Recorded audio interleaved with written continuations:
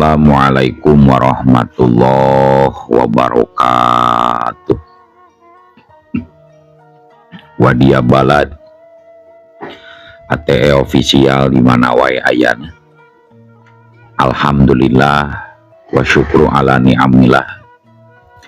Kalawan diwuwuh ku qobul anu maha agung, dibarengan ku pangijabah anu maha kawasa, diiring ku kadeudeung kanya Gusti anu maha suci, urang ayeuna dugi kadanget ayeuna masih keneh tiasa ditepang dangukeun deui dina acara anu matuh kamemet urang sadayana, nyatana dina pagelaran dongeng Sunda jejer carita Duriat ti alam gaib. Ayeuna kantun bagian anuka 24 nanya pamiarsa. Ieu dongeng mangrupikeun buah karyana Kang Ian Aditya ti Palihan Rancah Ciamis. Kangge Kang Ian ngahaturkeun rewu nuhun laksa ketik kabingahan, rehna parantos ngintunkeun naskah sekaligus ngawidian mamang kangge medar ieu dongeng dina channel ATE official ieu. Atuh sumangga kanu teu acan subscribe kantun subscribe heula. Ngarah langkung pogot sareng langkung sumanget deui ka si mamangna dina enggoning medar ieu dongeng. Ning hilap di like di komennya nu saseueur-seueurna. Lainna naon, mamang masok bingah kitunya. Upami maosan komentar-komentar ti para wargi sadayana teh. Kalintang bingahna deui upami mah link video mamang ieu dipangeserkeun atanapi dipangbagikeun gitu. Carana mah gampil, kantun salin linkna teras dibagikeun dina media sosial. Biasa dina Twitter, Facebook, TikTok, Instagram, seueur lah media sosial anu tiasa diangge nge-share atanapi ngabagikeun link video mamang ieu. Atuh ngarah teu nyangkolong tinggalna waktos sumangga. Ayeuna mah urang lajengkeun deui dongeng Duriat ti alam gaib bagian anu ka 24 na. Kumaha salajengna? Sorot cikopina, betot simbutna, pagan tali kolorna, bisi morosot, merezel, morozol, uzulan di tengah jalan. Tumpak dung dung tes.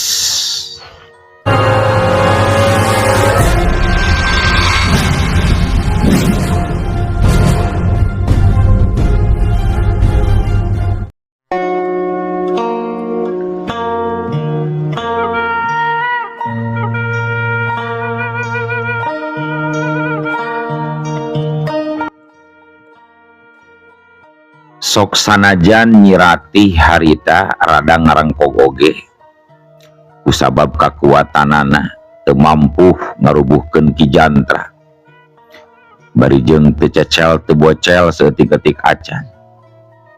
Tapi pikeun nyirati keheulaanan ari kudu pasrah sumerah mah leuwih hade paeh ngajampana jadi bugang, kitu ceuk pikirna jeung tekadna. Kalayan teu loba omong deui, nyirati langsung ngayakeun deui serangan. Jurus-jurusna anu leuwih ampuh ditingkatkeun. Gerakanana anu lincah tur ngabahayakeun lawan, sakapeung mah mampu ngarepotkeun kayan lawan. Ki Jantra jadi pakupis nahan jeung nakis. Malah mah dina hiji kasempatan Salendang Biru nyirati ngabeungkeut cangkeng Ki Jantra. Nu saterusna ku nyirati dicentok jeung diangkat terus dibebeutkeun. Hut, jebrot. Harita Ki Jantra dibuntang banting, ditimpakeun kana taneuh jeung tatangkalan. Tapi dasar ilmu Ki Jantra kiwari geus lain tandingan nyirati. Awak jeung tulang Ki Jantra lir ibarat Gatot Kaca, otot kawat tulang wajah. Seeutik oge Ki Jantra teu ngarasakeun awakna nyeri komo potong mah jajauhaneun. Kalilaan mah akhirna nyirati biakeun tanaga. Kasempatan eta digunakan ku Ki Jantra pikeun notok urat saraf Nyi Ratih sangkan teu walakaya. Berat. Weh. Harita Ki Jantra ngalepaskeun diri tina gulungan selendang biru. Jorelat. Jeleng.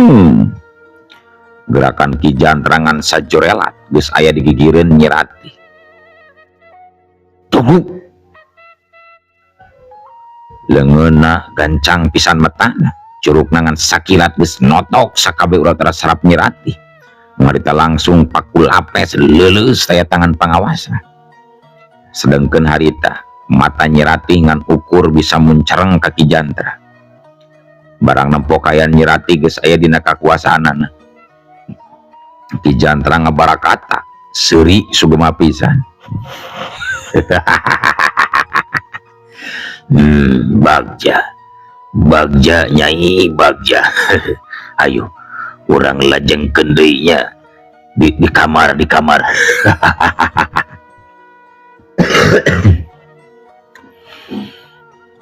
teu majar kumaha Nyi Ratih ngan ukur bisa pasrah kanu kawasa sadrah kanu maha suci. Nah hatena teu waleh ngadua jeung ngajerit miharep aya pitulung ka diri jeung keluargana nu aya dina cangkraman manusia nu kacida jahat. Harita Ki Jantra geus bener-bener kagugu ku nafsu nalika nempokayan Nyi Ratih anu ngagoler teu walakaya. Aliran getih na sakujur awakna ngadadak jadi panas surser ku motahna birahi anu geus muncak kana mun-munan. Kalayan teu mikir panjang deui, harita Nyi Ratih langsung dipangku ditaikeun kana kuda. Anu maksudna mah rek dibawa ka padumukanana anu aya di Gunung Linggabuana. Niata geus buleud rek nyacapkeun sagala kamesumanana ka Nyi Ratih. Tapi karek oge Ki Jantra merenahkeun Nyi Ratih na tonggong kuda. Di hareup ujug-ujug aya angin anu ngahiup tarik pisan. Malah mah saking ku tarik-tarikna angin, awak Ki Jantra nepi ka kadorong aya kana 3 tumbakna ka tukang. Sedangkan kuda anu dipake nyangking Nyi Ratih meceleng bari ngaluarkeun sora nu ngahiem tarik pisan. Tepati lila sanggeus angin eureun di hareupeun Ki Jantra nu masih keneh pinuh ku rasa kakaget geus ngacegah hiji makhluk anu pinuh ku mata sakurilingna. Awakna pinuh ku bulu jarocong jiga bulu landak nandakeun si makhluk keur ka berung ku amarah. Harita acan oge leungit rasa kakagetna Ki Jantra. Katambah-tambah ya makhluk anu geus teu asing deui pikeun dirina. Atuh Ki Jantra beuki asa bingung jeung heraneun. Nah hatena timbul pertanyaan, aya naon nu sabenerna nepi ka Ki Patih Sopak Jongrang ngadatangan dirina. Ki Jantra gancang nanya bari dodongkoan hareupeun Ki Sopak Jongrang. Hapunten Ki Patih, aya naon nu salaresna salira dugi ka ngadadak sumping ka tempat Ki Patih. Ki Sopak Jongrang nembalan bari kekerot nan amarah. Jantra dengegeun ku ilaing Jantra. Ilaing ulah coba-coba ngaguna zita eta awewe. Sameme ilaing menangkeun kujang emas sakumaha kahayang jeung parentah Kanjeng Prabu. Namun ilaing coba-coba maksa karep kahayang ilaing, wayahna kasakten ilaing aina kene bakal ditarik deui ku Kanjeng Prabu deuleu Ki Jantra. Barang ngadenge omongan kitu ti Ki Patih Sopak Jongrang. Sakadapan mah Ki Jantra ngahulang, nafsuna nu tadi geus muncak, ngadak lempes deui jiga kapuk ka ibunan. Tapi ari dina hate leutik nama keukeuh ngagremet ku sabab hasratna nu teu kasalurkeun. Cacakan mun lain kaki Sopak Jongrang nu datang geus tangtu Ki Jantra bakal ngamuk satakerna. Sakali deui Kisopak Jongrang nanya usoran ngageleger. Kumaha Jantra, ilaing panuju atawa henteu? Mangga sun, sim kuring satuju kana kahoyong salira sareng Gusti Prabu. Mangga. Alus Jantra, eta nu ku Gusti Prabu nu dipenta. Ayeuna ilaing jungkra indit perkara awewe patalukan ilaing nu eta heugera urus sakumaha mistina bisa disenangkeun heula ku ilaing sameme jadi pamajikan anu resmi. Tapi omat sing ingat kana pantrangan deuleu Ki Jantra. Ngan ukur nepi sakitu omongan Kisopak Jongrang. Nu saterusna mah manehna langsung indit deui numpak angin anu ngakuruh ka arah wetan. Saditinggalkeun ku Kisopak Jongrang, Ki Jantra da ngarahuh narik napas jero, matana can lesot merhatikeun Kisopak Jongrang anu geus ngaleungit di hareupeunana.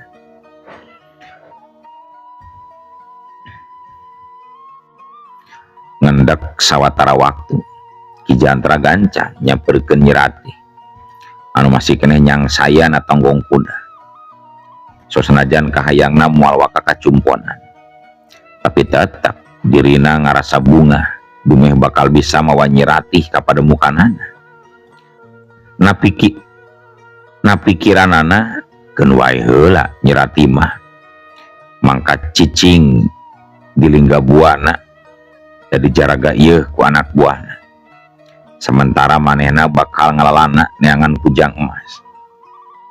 Geus kitu mah Ki Jantra luncat kana tonggong kuda bari nyangkeh Nyi Ratih di hareupeunana. Tepatirilah beretak kuda teh lumpat arek ngajugjug ka lingga buana. Bisa jeroning perjalanan hate Ki Jantra kacida bungahna. Dumeh sagala pamaksudanana geus tinekanan. Utamana musuh bebuyutanana geus pasti paeh kitu ceuk hitunganana. Ki waringan ukur tinggal hiji deui tugasna, nyaeta neangan kujang anu gagangna emas. Saulas pikiran Ki Jantra anu keur anteng, ujug-ujug ras ingat ka anakna Nyi Ratih anu tadi kadenge keur dipapatahan. Punten. Saulas pikiran Ki Jantra anu keur anteng, ujug-ujug ras ingat ka anakna Nyi Ratih nu tadi kadenge keur dipapatahan jeung Mang Rosid sangkan lumpat ka kalerkeun. Ki Jantra gentak narik tali les kudana sangkan eureun. Sanggeus kuda eureun, Ki Jantra ngagerendeng. Samemeh aing kalingga buana leuwih hade maluruh heula anak Nyi Ratih nu tadi lumpat jeung pangasuhna. Aing moal jongjon mun turunan si Barda aya keneh anu hirup. Ku aing bakal dimusnahkeun, ditumpur lodoskeun, ngaranna jadi bibit rurujit di lain poe. Sameh mulang ka padunukan kejen keneh neangan anak masih Barda heula. Ceuk Ki Jantra bari kebat muterkeun lengkah kudana ka belah kaler. Kajaba teh eta Ki Jantra marentahkeun ka sakabeh anak buahna anu aya di alam lelembut pikeun neangan Damar Anting.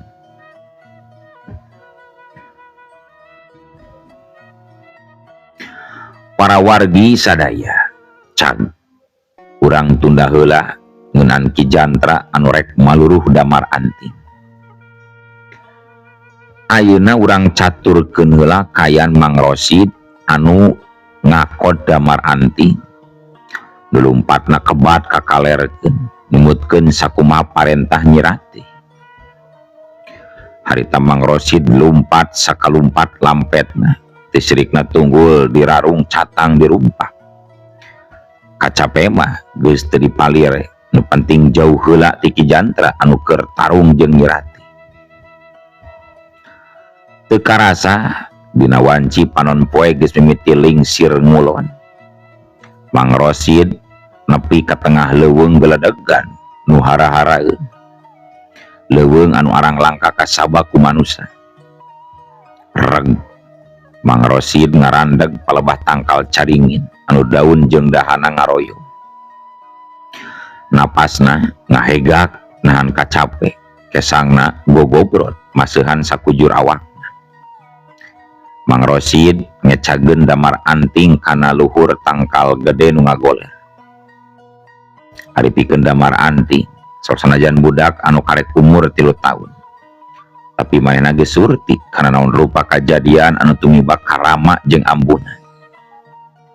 Najan hate sedih ngarak kaca, tapi damar anting nguatkeun diri, sangkan teu ngaripuhkeun kanu mawa. Hawar-hawar dina mangsa angin anu ngahiliwir nebak kana dangdaunan.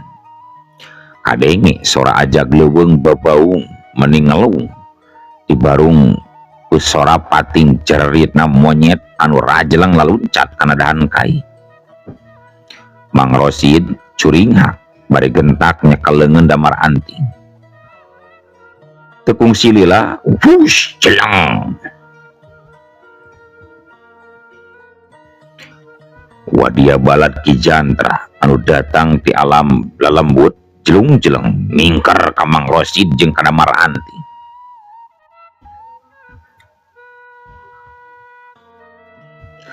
Dua urang makhluk kembar anu jirimna pikasieun ngapadega hareupeun Mang Rosid.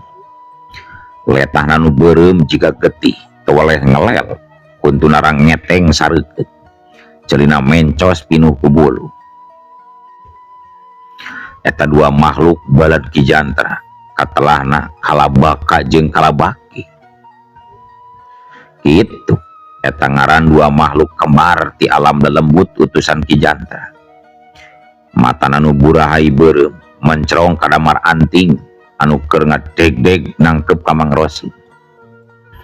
Sedengkeun Mang Rosid sorangan nguatkeun diri.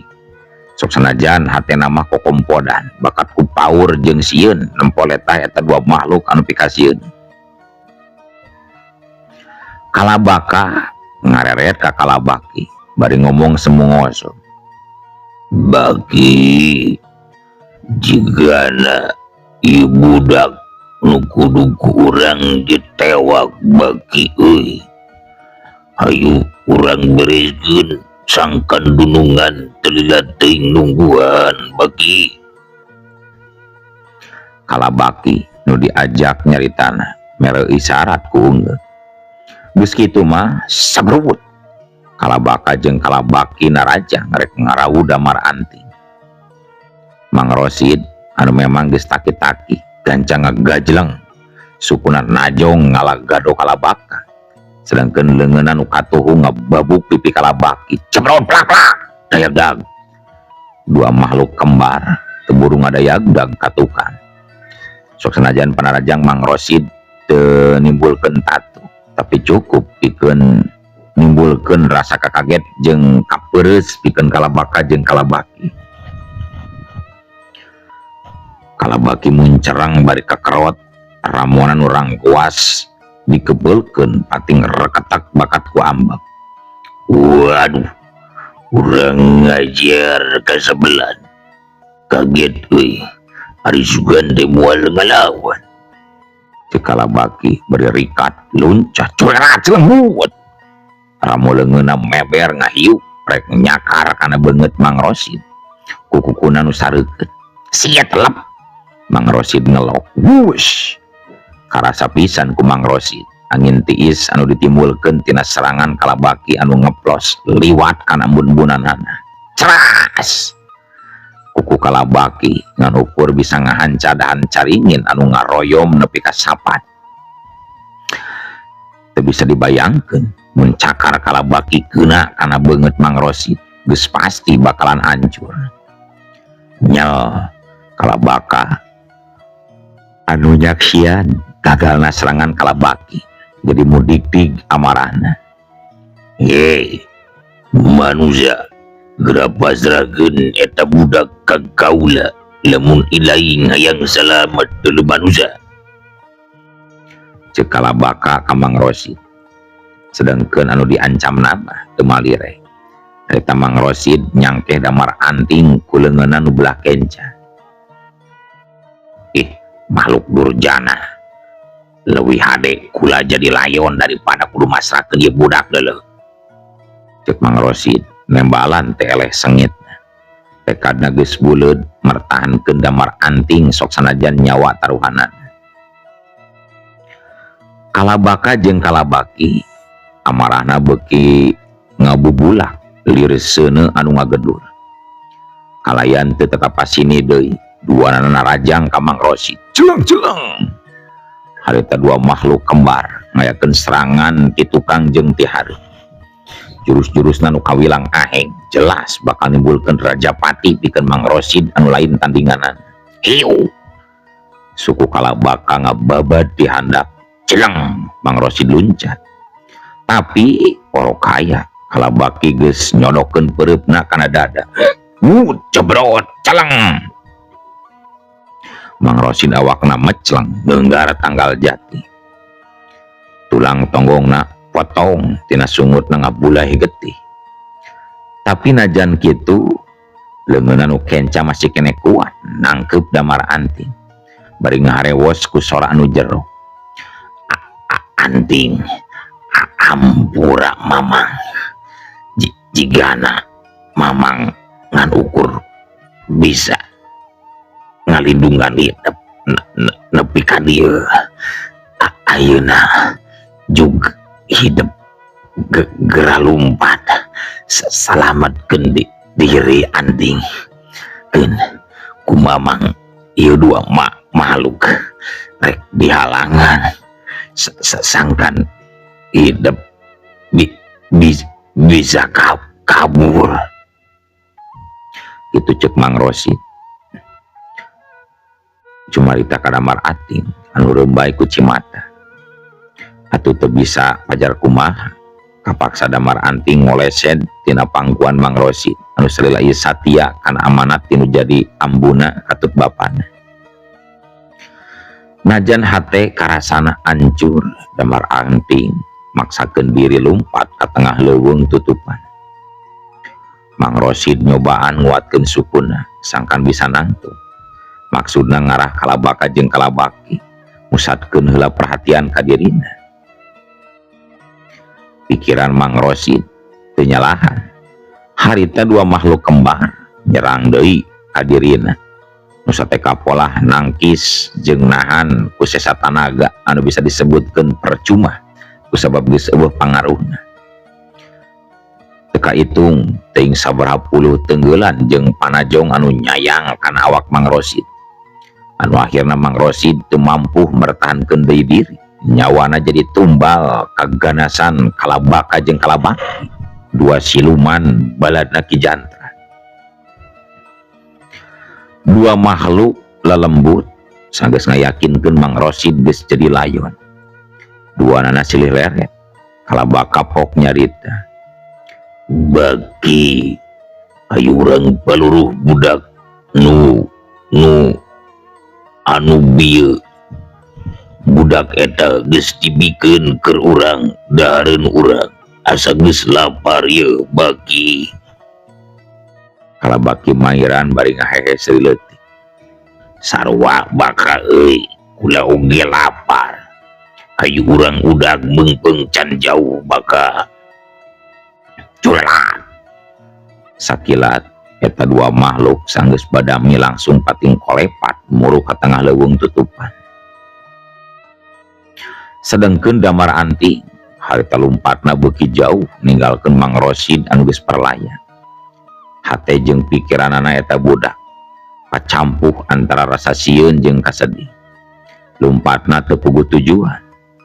Sapapanjang jalan anu kaliwatan ngan ukur rungkun anu diasruk jeung katangkalan anu pating bleg nangtung moekan jalan. Cimata Damar Anting tekendat nyurucut nambahan kapeurih anu marangan hatena. Pikiranana pating kolembar ngambah jomantara ngajrit mapakan mega minta tulung kanu kawasa. ku dikeresakeun dina sajeroning keur lumpat suku Damar Anting ti karijet kana akar kai anu mangga. Atuh puguh Damar Anting langsung ngageblug labuh nangkuban sukuna rorowesan kajirat ku akar anu meungkeut geblug. Sedangkeun pikeun Kalabaka jeung Kalabaki dua makhluk genderuwo pating serenge dumeh buruanana katempo ke rorowesan. Itu dulu tempo ku ilaing bagi tetela tu hese euy wala dihakan sia ku aing budak kenjur. Cek Kalabaka bae luncat erek nyamber Damar Anting. Corelan jeleng ngan tapi nalika Kalabaka ngacorelan kira-kira jarak setengah jengkal deui rangguasna ramo Kalabaka rek ngaranggem awak Damar Anting. Teu kanyahoan ti luhur ujug-ujug aya sora gagak meuning ngelah ibarung ku hiji kalangkang bodas neunggar ka Kalabaka. Hiu jengkang. Kalabaka ngajengkang awakna badana langsung nubruk Kalabaki anu kabawa maceleng ngararad tatangkalan.